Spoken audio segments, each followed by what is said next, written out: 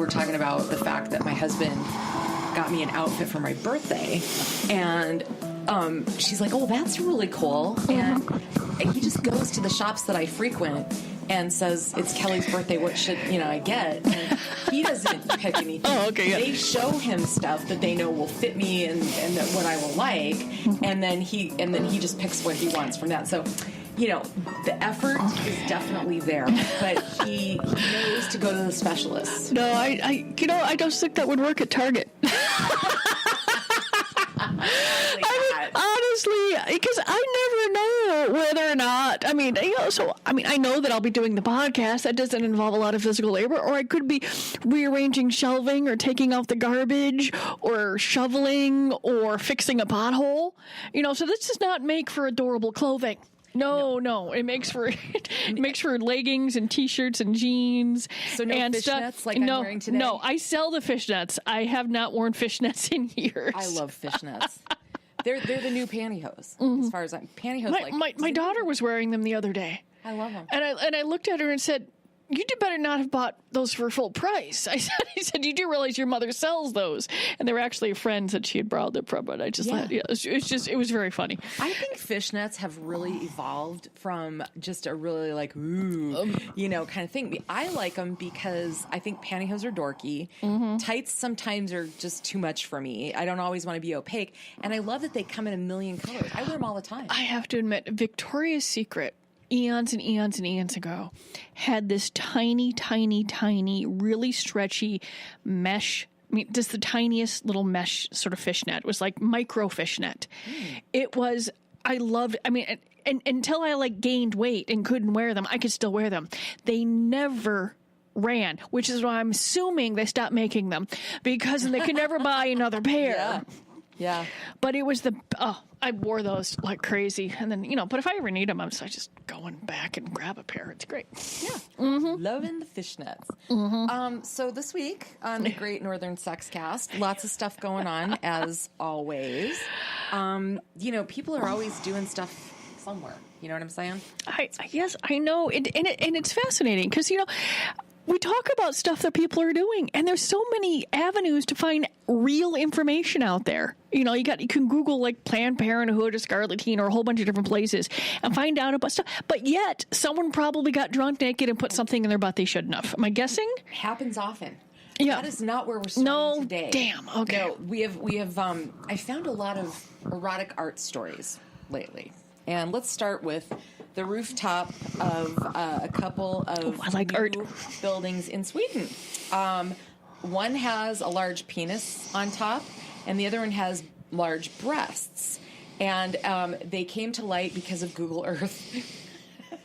They were up on the... So these aren't roofs that people can trot around on. They're but... Yeah, so in other words, the way that they arrange the mechanicals or the gravel... By the workers. Oh, okay. Shot. Huh. Yeah. This one woman was quoted in the story. Oh God, maybe I should paint a penis on the roof of my building. I think you should. Why wouldn't you? Well, I don't like heights, so getting my ass up in the building could be a problem. I have been up there because I had to clear the gutters once, and it's my building, so I hauled my ass up there. But I think painting a penis would be more fun. Maybe some boobs.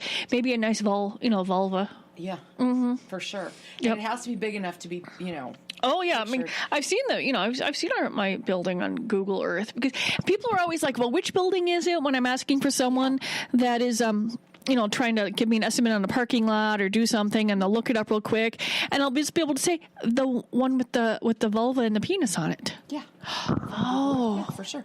I like it.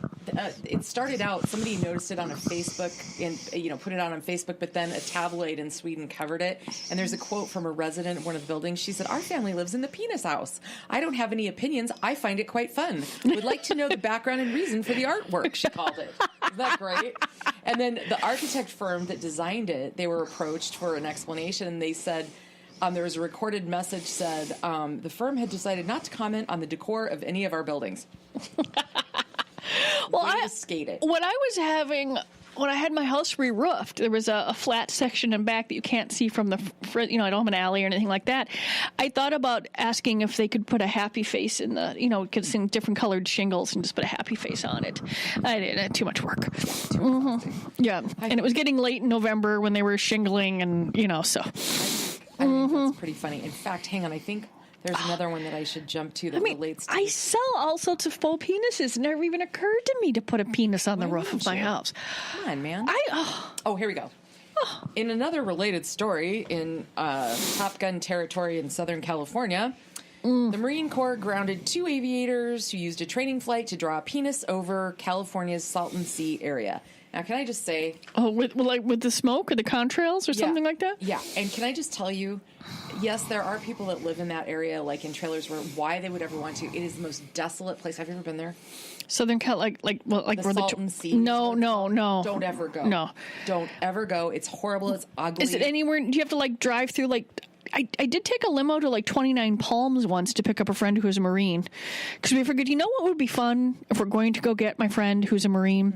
To have a limo pull up with 5 women in it. Yes. And you did? Yeah, we did. And it was fun. It was fun, yes. Yes. Very cool. Very cool. Does he still talk about it? I don't know. I haven't seen him in years. He's it was more of a friend thing, but we stuff like that. And was it in between Gulf Wars? Right after the first Gulf War? Something like that, yeah. But yeah. Oh, very cool. So they got in a lot of trouble for that. They've launched an investigation. You do not want to get in trouble in the military. I'm just saying. Oh, yeah. They deal with that shit. Oh, believe me, that's the least of the crude things that these guys have probably done. Oh, for sure. But yeah. But this was rather up. It's a little big. Well, they grounded them, and they're making them basically clean up the hangars right now. And this happened in the wake of 2 of their counterparts in the Navy did the same thing up in Washington. So. Maybe it was really, really bad pineapple. No. No, damn. Okay, I'm trying. I'm trying. Nice try. But, so we'll put these articles, as we do all of them. Miss Megan has the links to everything on the Great Northern Sexcast page on Facebook. There's kind of an interesting article written by a woman who about her habit of masturbating at work, and she tells this whole story. Well, it's beyond just the humor of it. She talks about she and her partner are very highly sexualized. Their general routine, they live together, is sex in the morning and sex at night. Like most days. Okay. So one day, she went wandering into the bathroom and she masturbated, and she thought, God, I think everybody in the office is going to know. And of course they didn't. So then it became a habit. And then she started realizing that she was using it as a coping mechanism when she was having a stressful day. And then it went further than that, into the point where if she even thought about being stressed, she'd go masturbate and whatever. So she said, then of course it mushroomed into a thing where her boyfriend got off on hearing about it. So then the sexting and she's trying to maybe try to back off. But she said, I was literally having an affair with myself, and she said, I'm working on it, but yeah. I'm pretty sure many people have. What's really weird is that she felt the need to write an article, a blog, going through there. I mean, I think that if you're disappearing a lot into the bathroom, people probably more likely are probably going to think that you have IBS than irritable bowel than masturbating. So it's probably, especially now that a lot of folks are putting in single use bathrooms. Yeah. Stuff like that. Yeah. Oh, just weird. I wonder why? I don't know. I'm a little perplexed as to why she felt the need to write about that. I think, a lot of these things that I come across like this, I think are part confession, part of their sort of, in her case, I think she's trying to deal with what she sees as possibly an addiction. And then I think just like social media and just like so many other things in society today. They're 15 minutes of blogging fame? No, I think they're looking for other people to say, that they identify with it. So like you always talk about not being alone. Not being alone. Yeah. But I mean, it's masturbation. She's not alone. She should know that. I mean, for God's sakes. There's something you do alone and it's yours. Yeah. I know, that actually makes a weird circle, doesn't it? I know. I just... Yeah. Oh, yeah. We're both kind of looking. I know. My brain. It's like something's going to appear on the ceiling tile that makes sense. And and it just no. And I've stared at these ceiling tiles. They just are. Yeah. They've not given me any answers. Generally unhelpful. No. Yeah. They just are. Yeah. Mm-hmm. This headline made me laugh, and though I was not surprised at the contents of the article, the headline is "Secretly Hated Sex Position." Guesses? Let's just go with the most common sex position, missionary or something like that. No. Reverse cowgirl. Reverse cowgirl. Cowgirl. I thought you were going to say 69. That would probably have to run a class. Oh, yeah, but I'm still like... It's not fun. I mean, I'm all about the oral sex thing. I just don't want to... No. It's just to concentrate. Yeah. If you've got your teeth in your genitals, you do not want to be distracted. Yeah. That's all I'm saying. Yeah. So, well, you can really break a penis if you're not careful with reverse cowgirl. Yeah. And so the doggy style was voted the favorite sex position in the UK last year, but it was the second worst position for women. I don't know why they feel that way. This was a survey by Skin Condoms, and no, you can get a lot of G-spot and extra depth, and I love it. It's a lot. You just have a lot more options. So this is kind of interesting. Of course, if you have bad knees, that could be a problem. But you can get extra pillows and stuff. Yeah. Yeah. Mm-hmm. Yeah. So women, 3,000 women almost, aged 18 to 34, responded to the question, "What's your favorite sex position?" And missionary came in with 30.9% of the votes. Mm-hmm. So anyway, just thought I'd mention that. Would you like to hear some of the benefits of morning sex? Get your blood flowing. I can tell you that. Oh, for sure. And they're like, that is one thing that is supposed to help with ED. That if if you do that in the morning, that it's likely to keep things moving throughout the day, and your blood flow. Yeah. It gets endorphins going, wakes you. Although makes you all ready for the day. Oh, for sure. I like it. Yeah. So there's three major things, and one is this is a Love Honey article. People who have morning sex are more productive. They say that a 2018 study found adults who like doing it first thing are more proactive throughout the day. Well, you can already check one thing off your list. I always like that. For sure. Oh, I loved. Mm-hmm. And again, self-starter. Morning sex also helps beat stress because of all the things you just said a minute ago. Endorphins, oxytocin, all that good stuff. Now, this is funny. Okay. Number 3, makes you more intelligent. This comes from Oxford. Okay. Oxford Okay. and Coventry Universities discovered that sex has the power to level up your memory, language skills, and spatial awareness. Okay, yeah, that one I'm going to be reading more about. Oxford. Okay. So I think in at least 2 other previous shows within the last month and a half, the same woman, she's getting just an amazing amount of press. Her Instagram, and she's got a blog, and now she's got a radio program. She's Australian. Her name is Nadia Bakoti. And she's the one that we talked about who claims to have broken her vagina with over masturbation. Yes. Okay. Yeah. Well, she now did a video on a post that's called "Things Women Think During Sex," and actually, it's kind of a comedic look about the inner monologue that we have when we're sleeping with somebody new. And she says every quote that we used in here was from a situation I've personally experienced or had a reader or listener or somebody share with her.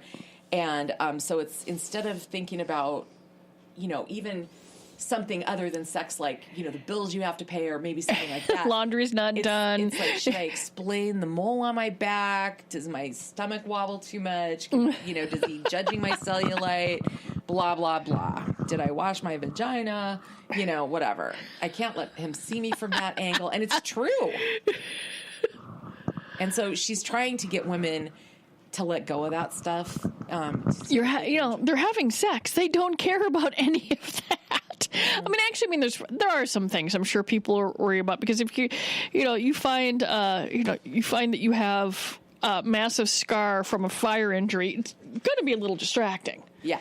You know, some things, I mean, just that, but most of the times, no. I mean, the study after study says guys are just happy that you're naked and having sex. Yes. That has not changed. Yes. Yes. Oh. Yeah, but there are times when your mind wanders to your to-do list. And that's okay. Yeah. You know, I find that if I try to correct myself when my mind wanders a little bit, I get obsessed. Yeah, you just let it go and then move on to the next thing your mind goes to, because it will be in a couple seconds or something like that. Yeah. But instead of panicking and going, "Oh my God, am I ruining sex?" Then I ruin sex. Mm-hmm. Just saying. I should have grouped this story with the other two. Oh, okay. Some more penis artwork. Oh, this is hilarious. This is in front of a police station, constabulary headquarters in Norfolk, England. This guy, 26 years old, was arrested and charged in connection with basically graffiti. They were penises leading up the walkway to this police station, which, you know, basically he's calling the cops dicks, but the picture's hysterically funny. Yeah, well, there was penis artwork on the sidewalk over by the high school near my house. Oh, really? Which I thought was fascinating because the rival high school painted it. Okay, and they painted it orange. So personally, I'm thinking they're calling themselves dicks. There you go. They should have painted it, in my opinion, in a neutral color, or the schools they were going to. But no, they painted it in their own school's color. Because, you know, they have the thing where the school has rocks, and then they, you know, the rival schools paint them their colors and back and forth, blah, blah, blah, blah, blah. And stealing mascots and crap like that. Yeah. So, but I'm wandering down, and I look down, and there's like an orange dick on the sidewalk. And I'm like, oh, well, look at that. Orange dick. Sure. I don't. This is a new one on me. Okay, so this is a story about a woman named Emily who was a model, and when she kind of started getting out of the modeling part, she started when she was 16. At 23, she got enormous 36 double D implants to please a boyfriend who said to her, "Real women have boobs." So she went and got great big boobs, and now she's in her 30s. And she's married, and she wants to have them taken out because, for many reasons, she's got neck and shoulder pain from carrying those things around. Mm-hmm. But she said when she would raise her arms, they made a fart noise. Now, I've heard of people doing that with armpits, but I never knew that implants were capable of such a thing. Have you?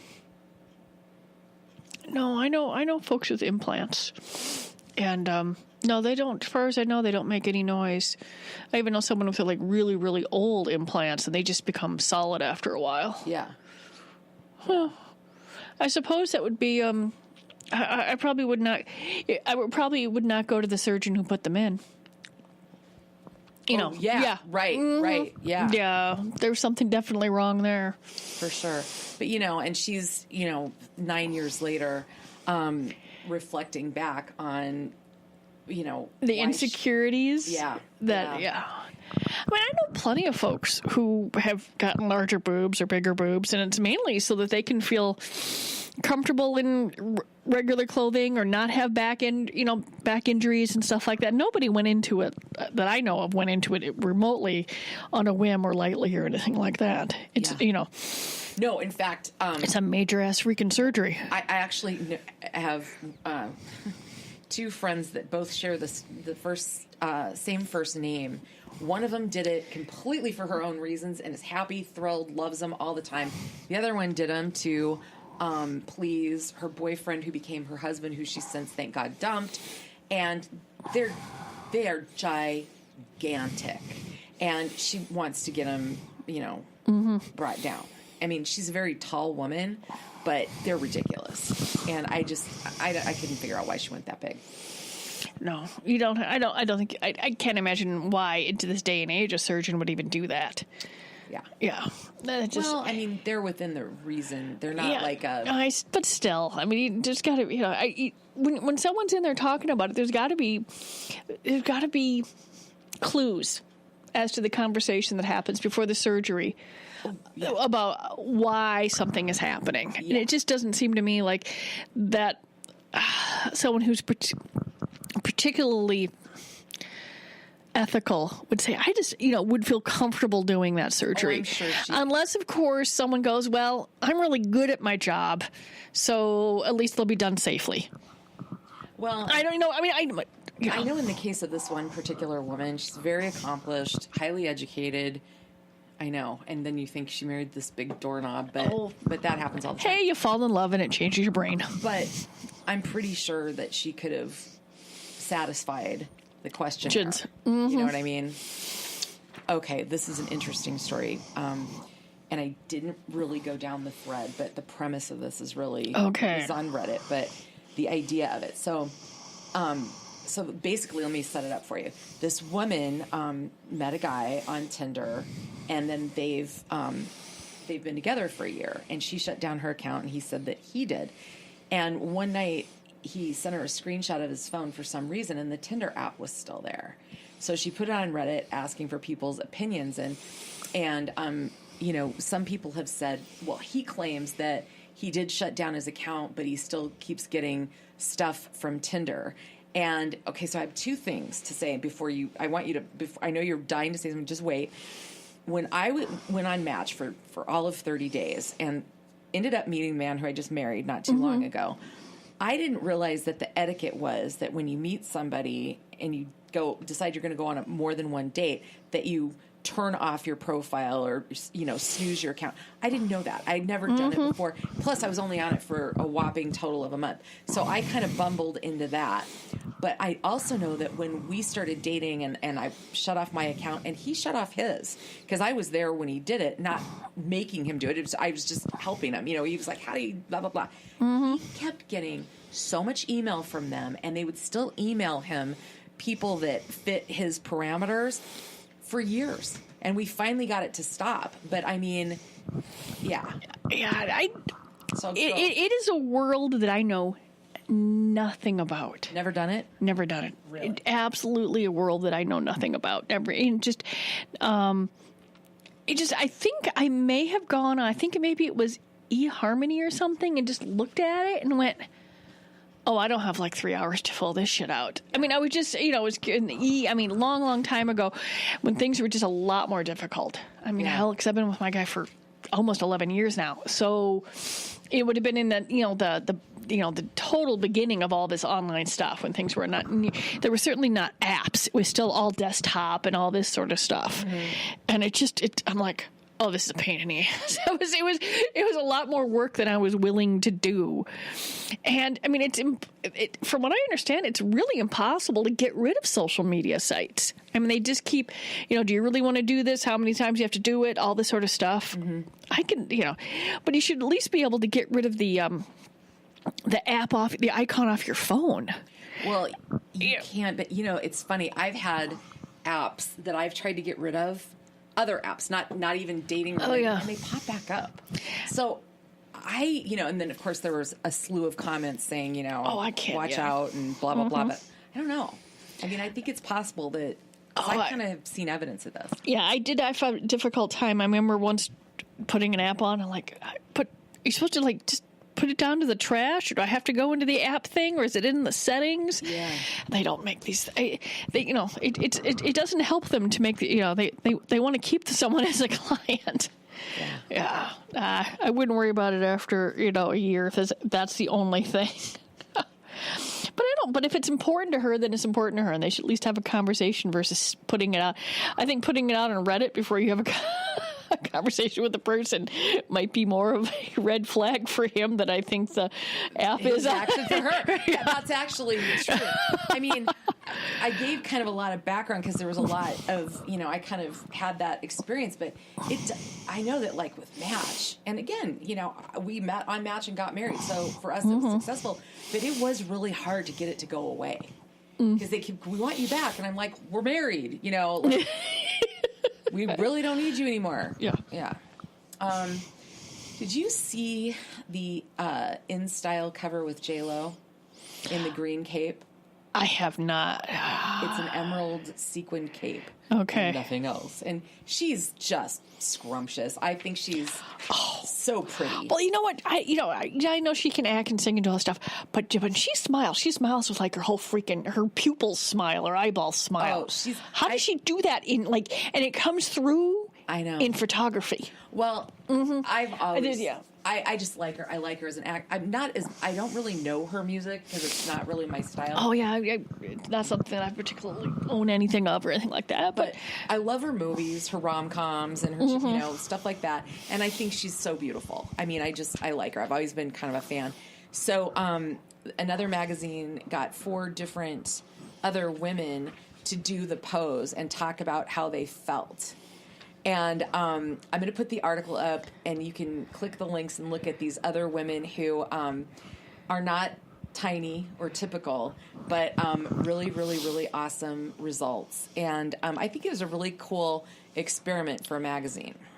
Oh, yeah. Let's see. She wore a green... It's like emerald sequiny. Oh, yeah. It's not really even a cape. It's just green sequin draping. Yeah. Do it that way. Maybe it's a cape if you... Oh, I see. She just has it over one shoulder instead of open and stuff like that. Yeah. I wonder how much airbrushing was done on that. Yeah. But that would be fun. I'd do that.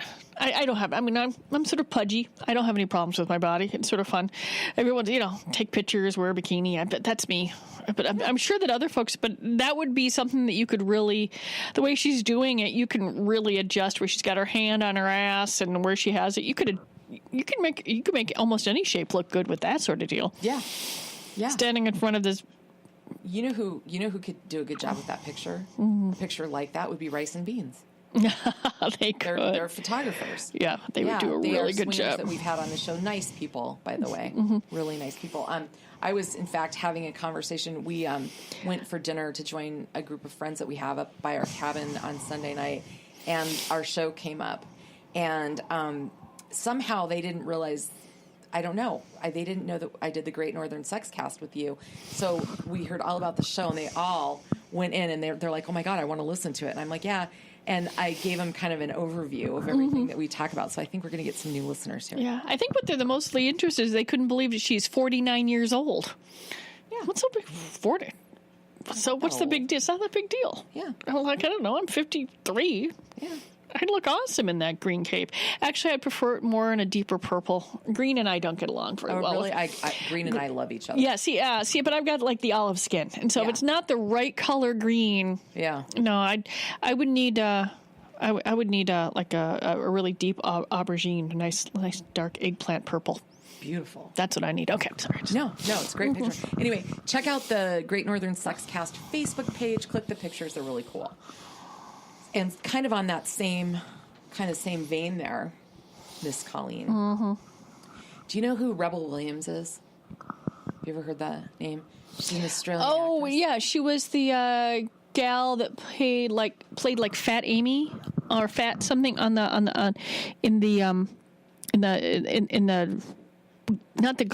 Glee.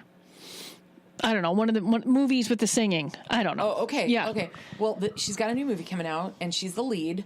And she's it's called Isn't It Romantic? So she went on Ellen's show, and she was glad Hollywood's starting to see the less stereotypical roles for plus-size actors.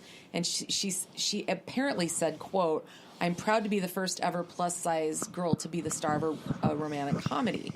And she's gotten all of this insane social media attacks because from Twitter and everything else saying, what about Queen Latifah, Monique, and all these, other people. And, somebody finally is starting to try to come to her rescue saying, look, she was just trying to promote her movie. She didn't mean to say that nobody else has done it. But she's getting a little bit more positive press than they did it. And she's and the thing is that there's a very good chance in this movie that they don't mention her. I wonder if, what's her face did it? Amy Schumer was a little bit larger in the movie and stuff like that. But it depends on whether or not, was she just hired and they never mention it in the film, or is it part of the film? Yeah, I don't know. See, it could be that too, because a lot of times size becomes the story, part of the story. Yeah, and stuff like that. Yeah. Whereas if it's never mentioned, then that's different. Right. It's going through there. Yeah, that's a really good point. Yeah, it's going through there. Really, really good point. Under Armour, you've heard of it? Yep. It's the athletic. They're kind of famous for their, the fabric, the wicking fabrics. And, it's athletic wear, right? Well, apparently they've had a little trouble with the sexual harassment and the hostile work environment there, and they had to put out a policy. This is from the Wall Street Journal, my bad, saying, by the way, strip clubs will no longer be expensible. What? They had to figure this out in 2018? Yeah. Are you serious? They're still doing... Because there's been some things that... we're seriously? Yeah. Then what the hell are they going to do in Texas? Because there's a titty bar in every corner, of Texas. I think they've changed the rules there, but years ago you couldn't sell a dildo there, but you certainly could see a naked lady. Oh yeah. Oh my God. Oh, yeah. And then they also were hiring strippers to come to big parties that they would hold annually at one of the executives' horse ranch. So they're going to. They're gonna have to pay some big money to people. Yeah. So they're going to be making some changes, and I just find it fascinating that this. Honestly, that within the this didn't stop like 10 years ago. Idiocy never sleeps. Colin. Well, yeah, there is that. It just doesn't. I have parties and I sell stripper wear, but I don't have strippers at them. Yeah. Right. This is a weird story, and I don't know. I think we might be hearing more like this in years to come. A transgender man says he regrets his transition and is on a waiting list to have more surgery to go back to being a woman. And this is kind of a chilling story. I don't think it's any different than someone that regrets their boob job, or the fact that they got their eyes done or their nose fixed. You don't think so? This person goes on to talk about how the decision to transition initially, he now realizes was made when he had been abused by the father at like the age of 15. Yeah, because there's going to be a whole bunch of stuff going on. There's no such thing as perfect. No.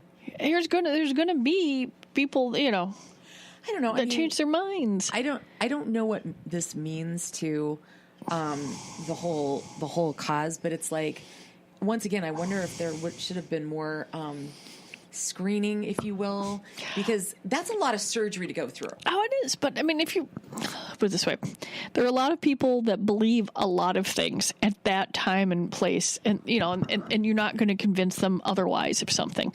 There are people that believe that the Earth is flat. Yeah. And you're not going to you're not going to go through there. You're going through there, and if you have issues, if you're wrapped up with a lot of different issues, there's going to be people that don't get it right. Mm-hmm. It's going through there. Just because you're going to find, there's no such thing as someone not screwing up something. Same thing, and no such thing is perfect. Yeah. But yeah. I don't know. God, and to each his own. It's not a judgment thing.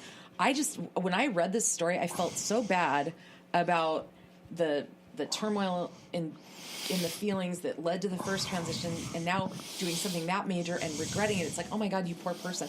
Like, what can help heal you? Seriously.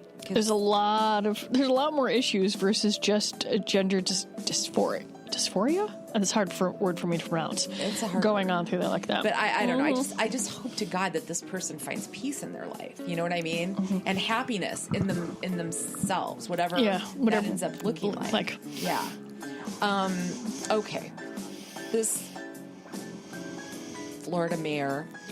He served as mayor of Lantana, Florida, which I have no idea where that is. It's a big state. Since 2000. I mean, dude's been in office a very, very long time.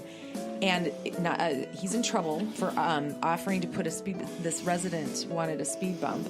Evidently, there was a traffic issue. And he said, fine if you have sex with me. And there's a lawsuit. And... seriously? Yes. And they didn't think he'd be caught? Oh, yeah. And then, so in other words, this person has a... Oh. Yeah.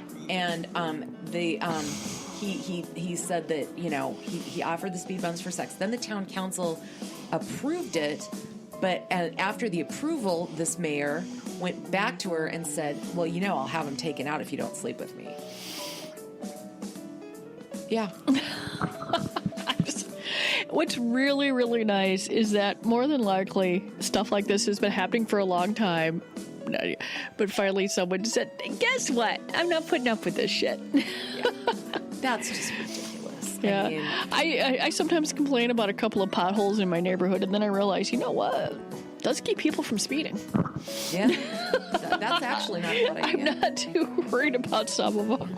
I'm wondering, we're in the holiday season basically now, and it's going to be nonstop. I wonder, do you have any predictions for what some of the holiday shenanigans may be?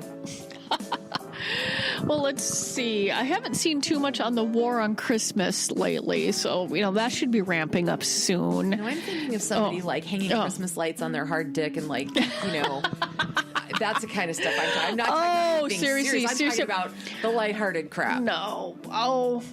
No, I'm assuming that there's probably people who put tinsel on their dicks, but I can't imagine that that's a good idea. No elves in your anus. Oh my God, that would be elf on the prostate, not a good thing. No. It doesn't rhyme. There's no reason for it. Well, anus elves. Anus elves. Yeah, that's some alliteration. A little bit. Yeah. Let's see what happens. I don't know, and I'm pretty sure there aren't any ornaments that that would be strong enough for something like that. You definitely don't want to hang anything inside of an orifice. No. And remember, no glitter there. No glitter. God, I just filled out a birthday card for my sister. There was glitter on it. I just rubbed my eye, and I'm like, glitter. I'm gonna be glitterified for like a week. Oh yeah, I'll do it that way. If it scratches. Well, we'll see. We'll be looking for the crazy holiday stories. That's it for this week on the Great Northern Sexcast.